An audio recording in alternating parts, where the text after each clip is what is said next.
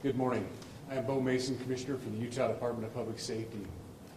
I'd be remiss if we didn't start off today and recognize the significance of the day.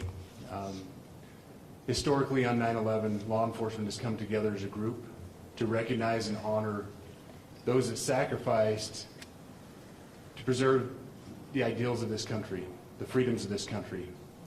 And instead we find ourselves today hunting a murderer who chose to violate our rights, the rights of an individual within this country. Just to recap yesterday's events, at around 12:20 p.m., political influencer Charlie Kirk was at Utah Valley University participating in a student-sponsored event with Turning Point USA. Charlie was shot at that event. He was transported to a local hospital where he later passed. Last night, his body was moved to the state office of the medical examiner. We will continue to facilitate movements to get him home today and with his family. Yesterday, during the investigative process, we located a couple of persons of interest. We interviewed those individuals, and after releasing them and after clearing them of being suspects, they faced scrutiny, they faced threats. We asked the public to be patient with the investigative process. These individuals were not suspects, they were people of interest. We ask that you do not impose into those people and that investigative process. They don't deserve that harassment for being subject to that. I'd like to thank all the investigators that are involved in this. They have worked around the clock. All day yesterday, through the night last night. Investigators from the State Bureau of Investigations, from county, from city agencies, the university, our federal partners with the FBI, the ATF, and many others. Those are just a few of the people that we have involved in this. I'd like to thank all of them for their strong work. Through all that work last night, we were able to make a few breakthroughs. We were able to track the movements of the shooter. Starting at 11:52 a.m., the subject arrived on campus, shortly away from campus. We have tracked his movements onto the campus, through the stairwells, up to the roof, across the roof to a shooting location. After the shooting, we were able to track his movements as he moved to the other side of the building, jumped off of the building, and fled off of the campus and into a neighborhood. Our investigators have worked through those neighborhoods, contacting anybody they can with doorbell cameras, witnesses, and have thoroughly worked through those communities, trying to identify any leads. We do have good video footage of this individual. We are not going to release that at this time. We are working through some technologies and some ways to identify this individual. If we are unsuccessful, we will reach out to you as the media and we will push that publicly to help us identify them. But we are confident in our abilities right now, and we would like to move forward in a manner that keeps everyone safe and moves this process appropriately. Last night I communicated with Erica. The family's devastated. As a Commissioner of Public Safety, as a father, as a husband, I can only imagine what that family's going through. The heinous event that happened yesterday is not Utah. This is not what we're known for. Over the past several weeks, we've seen this state come together to help families in mourning, come together as a community to show what Utah is known for a state of character, of service, of camaraderie, of a neighboring feel.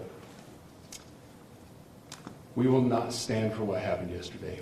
We are exhausting every lead. We have every officer invested in this, every investigator, every local agency. The outpouring of support from the law enforcement community has been astounding. We are investing everything we have into this, and we will catch this individual. Having walked through the crime scene, through the hallways of this school, through the classrooms, I can't imagine what the people on scene felt as well. A horrific event where some of them barricaded in classrooms, some of them ran in fear. can't overstate the tragedy and the horrific event that yesterday was, and how we will work to bring to justice the actions of one individual or any other individuals that assisted in that. Our state has gone through a lot, and we will come out successful. With that, I'll turn the time over to Special Agent Bowles. Charge. Good morning. My name is Robert Bowles, and I am the Special Agent in charge of the Salt Lake Field Office. Following yesterday's tragic shooting of Charlie Kirk, FBI agents have been working around the clock in coordination with our law enforcement partners. We are and will continue to work nonstop until we find the person that has committed this heinous crime and find out why they did it. This morning I can tell you that we have recovered what we believe is the weapon that was used in yesterday's shooting. It is a high-powered bolt-action rifle.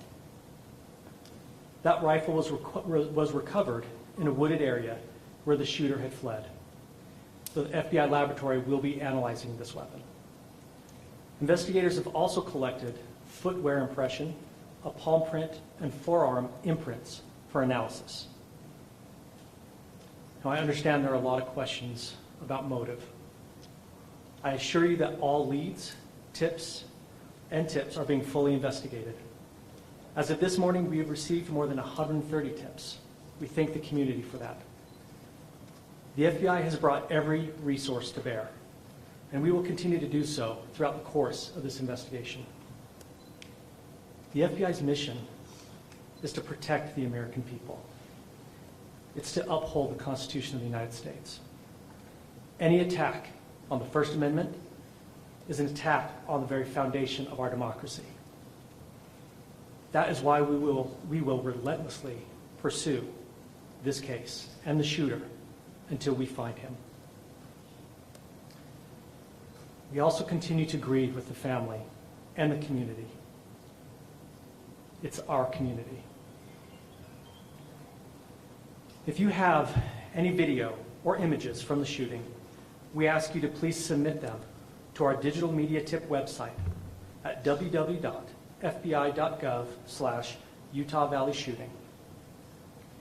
You can also call the FBI at 1-800-CALL-FBI. We truly rely on the public's help in these types of cases, and no tip is too small or insignificant. Thank you. Commissioner James Matthews from Sky News. Can I ask about the shooter? There's clearly information about him or her. You say you're confident at this stage in terms of tracking down who they are. Can you talk to us about their movements, their demeanor? Do you think it's a man? And also, can I ask, what were the security arrangements in place? Was that roof being monitored? It's a question many people will have, particularly after Butler. So what I'll release about the suspect is suspect blended in well with a college institution. We're not releasing many details right now, and we will soon, but right now we're not. But that individual appears to be of college age. We are confident in our abilities to track that individual. If we're unsuccessful in identifying them immediately, we will reach out for the public's help and the media's help in pushing those photos. That was a new development overnight, working through the night, studying those cameras. So that's something that's new and that we're working through right now. As far as the security, I cannot speak to that. Neither the Department of Public Safety nor the Federal Bureau of Investigation was involved in the planning or security of this event, and that'll have to be a question later for other agencies. Man or woman? I wanted to ask you, you mentioned that you found the gun in a wooded area. Do you believe that the suspect could be hiding in the woods, and is that suspect possibly still in this area? So that's a good question, and it's a question that goes to the safety of the community, right? No, not in those woods. We walked through those woods and secured it. As to the community, I can tell you that this was a targeted event. We don't believe that the community is at risk. However, we are exhausting every resource to find him, and we will do so. Special Agent Bowles, now to speak with the BBC. From the images you have, can you see clearly the suspect's face?